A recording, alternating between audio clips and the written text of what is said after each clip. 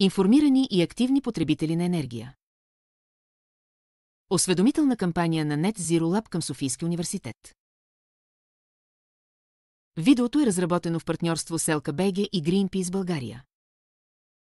Кои са най-често задаваните въпроси от потребители относно либерализацията на електроенергийния пазар? Как се измерва потреблението на ток и защо това е важно?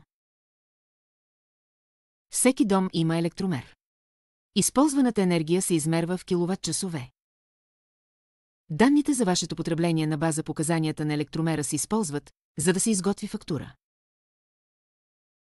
Какво е смарт-метър и как ни помага в условията на либерализиран електроенергиен пазар? За да управляваме потреблението си и да се възползваме от по-ниските цени, трябва да имаме инсталиран умен електромер, познат като смарт-метър. Това е устройство, което отчита потреблението по часове и автоматично изпраща данните. Само със смарт-метър е възможно да имаме почасово отчитане, по-точни сметки, информация колко енергия използваме, управление на разходите си, като консумираме повече, когато цените са ниски, участие в гъвкави енергийни продукти. Без смарт-метър всичко това е невъзможно. Какво е СТП или стандартизиран товаров профил? Ако нямаме смарт-електромер, за изчисляването на потреблението в домовете ни, се прилагат стандартизирани товарови профили, одобрени от регулатора. В тях потребителите са групирани според населеното място и начина им на потребление. СТП е административен модел, който не отчита кога точно използваме ток и това може да се отрази на точността на сметката. Месечната ни консумация се разпределя по предварително зададен средностатистически профил на потребление. Това може да не съответства на реалните ни навици. Как либерализацията на енергийния пазар променя начина, по който можем да произвеждаме и управляваме електроенергията си? Либерализацията на енергийния пазар не означава само избор на доставчик. Тя дава възможност на всяко домакинство да се превърне и в производител на енергия. Все повече домакинства в България монтират соларни панели по покривите или дори по балконите. Така произвеждаме ток за собствените си нужди с чиста енергия и по-голяма независимост. Домашните батерии, които стават все по-популярни, съхраняват излишната енергия за по-късно, например вечер или в облачно време. Това ни прави по-самостоятелни и намалява сметките за ток.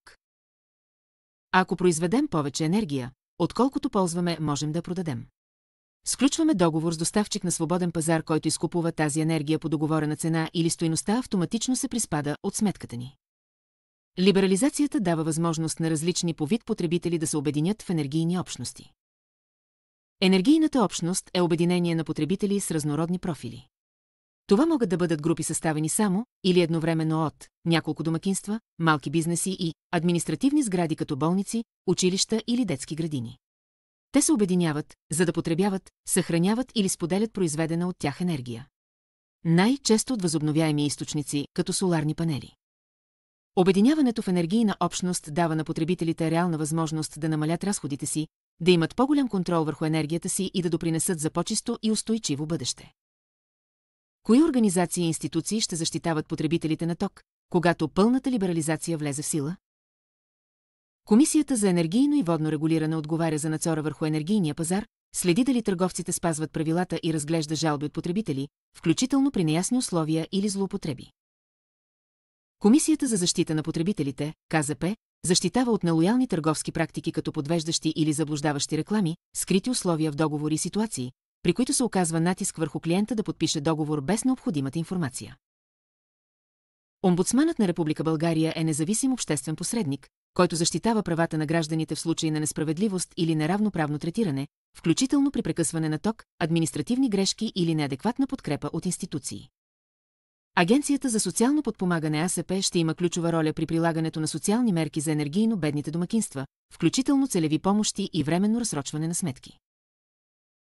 Освен тези институции, съществуват граждански организации и потребителски мрежи като неправителствени сдружения, аналитични центрове и онлайн платформи, всички те помагат с информация, съвети и натиск за по-прозрачно и справедливо третиране на потребителите.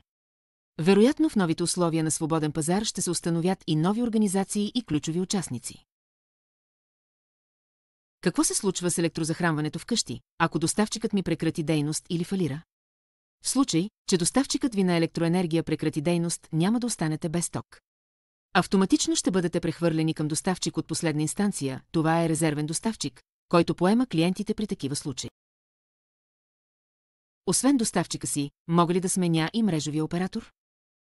Операторът на електроразпределителната мрежа се определя според района, в който живеете. Него не можете да смените, защото той не продава ток, само го пренася до дома ви. Цените за тази услуга са регулирани и се начисляват към цената на електроенергията. А вие сте свободни да изберете доставчик, който предлага най-добрите условия за вас. Ще мога ли да избирам производителя на електроенергия, като купувам само ток от АЕЦ или от ВЕИ, например? Потребителите няма да могат да избират конкретен производител, но ще могат да изберат търговец, който предлага електроенергия от определен произход, например само от ВЕИ, което се удостоверява чрез гаранции за произход, или търговски продукти с заявен източник.